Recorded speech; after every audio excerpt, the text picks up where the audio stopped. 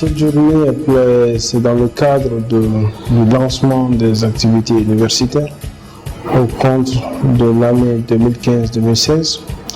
Donc, il s'agissait, selon les traditions universitaires, de faire une amphi d'entrée qui consistait à inviter toutes les parties prenantes de l'ISPRIC, à savoir les parents, les partenaires techniques, les partenaires financiers, le corps professoral, en somme toute la famille ISPRIC réunie pour souhaiter une bonne et heureuse année universitaire aux apprenants.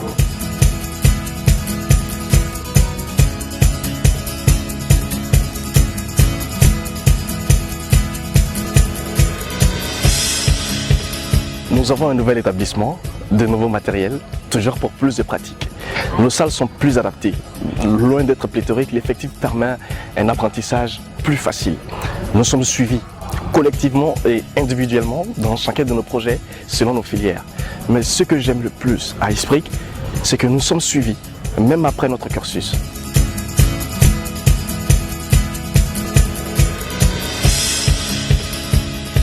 Puisque nous sommes inscrits dans une démarche qualité, et dans la démarche qualité, c'est une course dans laquelle il n'y a pas de ligne d'arrivée. Donc, ce qui nous commande de soutenir les efforts que nous sommes en train de fournir, et c'est ça l'ISPRIC. Et c'est cette valeur-là que nous voulons inculquer et de manière personnalisée à chaque apprenant d'ISPRIC. Nous voulons, à travers les innovations dans la formation que nous sommes en train d'opérer cette année, offrir au marché de l'emploi des diplômés opérationnels. Chaque étudiant au finish devrait être bilingue et avoir un CV. Beaucoup d'innovations cette année à ISPRIC pour la simple raison que nous avons un plan stratégique qui est ambitieux. Nous voulons avoir des étudiants assez opérationnels dès leur sortie d'école. C'est dans cette optique que nous avons jugé nécessaire de diriger deux studios, un studio télé et un studio radio, permettant aux étudiants qui font la communication par exemple, de se frotter aux outils, n'est-ce pas, et entrer à la créativité, à la réalisation. C'est ce qui nous a poussé, n'est-ce pas, à équiper nos studios vraiment de matériel de dernière génération.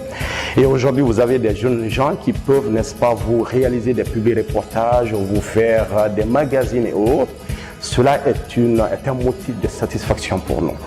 En apport à nos filières diplômantes, l'ISPRIC, soucieuse d'apporter une formation de qualité à ses apprenants, crée 3 laboratoires.